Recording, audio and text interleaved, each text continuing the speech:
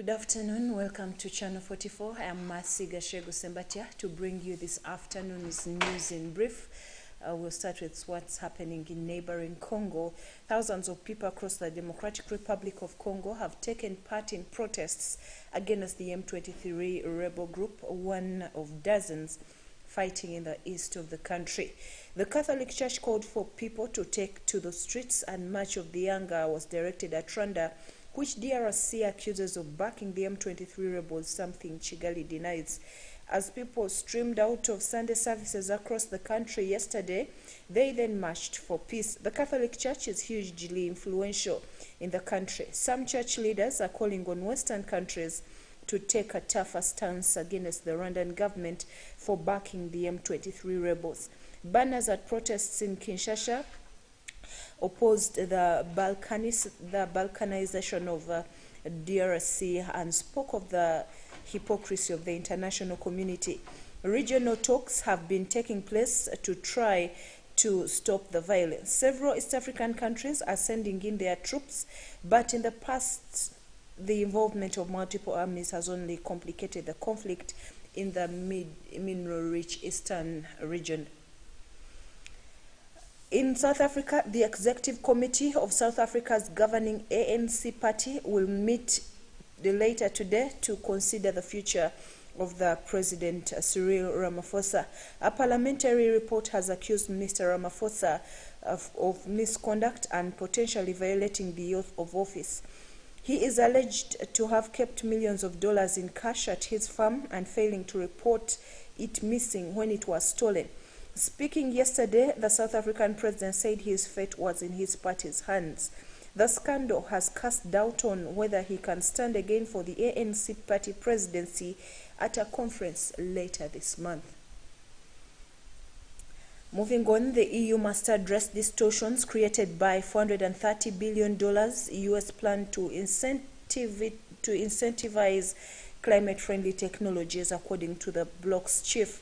Some EU members have criticized the US Inflation Reduction Act, IRA, raising fears of a trade war. There are concerns that tax breaks might lure away EU businesses and disadvantage European companies. European Commission President Ursula von der Leyen said the EU should adjust to their own rules. He said competition is good, but the kind of competition that is happening must respect a level playing field.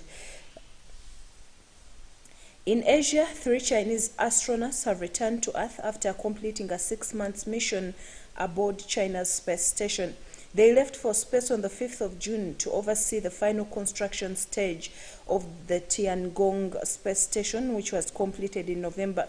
The crew touched down on board the Shenzhou 14 spacecraft on Sunday in China's autonomous region of Inner Mongolia.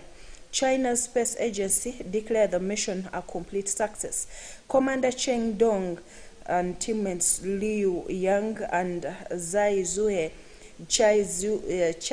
said they were feeling well after landing, in an audio aired by state broadcaster CCTV. And still in Asia, one of the grand scientific projects of the 21st century begins its construction phase today. The Square Kilometre Array, SKA, will be the largest radio telescope in the world when completed in 2028. Split across South Africa and Australia with headquarters in the UK, the facility will address the biggest questions in astrophysics. It will perform the most precise tests of Einstein's theories and even search for extraterrestrials. Delegations from the 8 countries leading the project are attending ceremonies in the remote Murchison Shire in Western Australia and in the Karoo, South Africa's Northern Cape.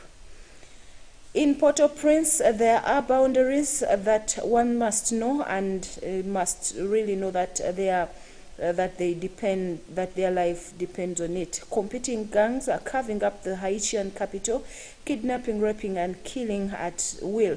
They demarcate their territory in blood, cross from one gang's turf to another, and one must know that they may not make it back. And that is in Haiti's Port-au-Prince. Those who live in Port-au-Prince carry a metal map dividing the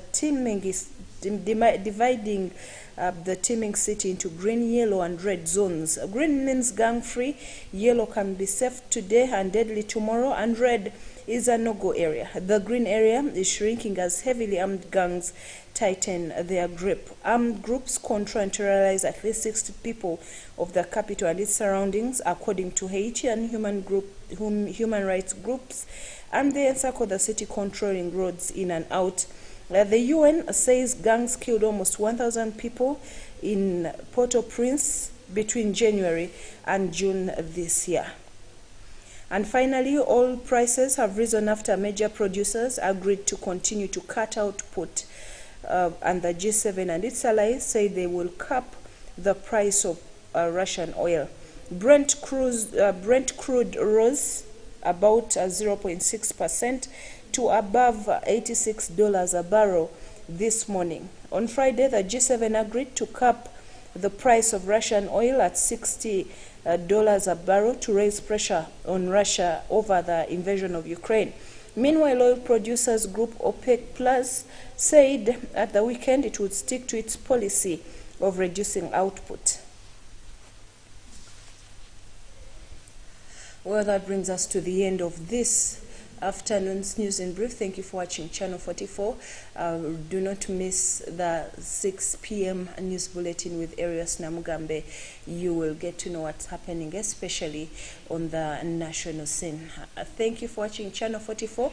I remind you of Christmas Karamoja. I invite you for the Christmas Karamoja dinner that is happening next Monday. Come book yourself a table. Come with a group of friends. You will enjoy a great time in the presence of God. God bless you. Pastor Jessica Kayanja is coming on with the Marriage Now program here on Channel 44 live. Do not miss her as she ministers to the depth of our hearts. God bless you. Enjoy your afternoon.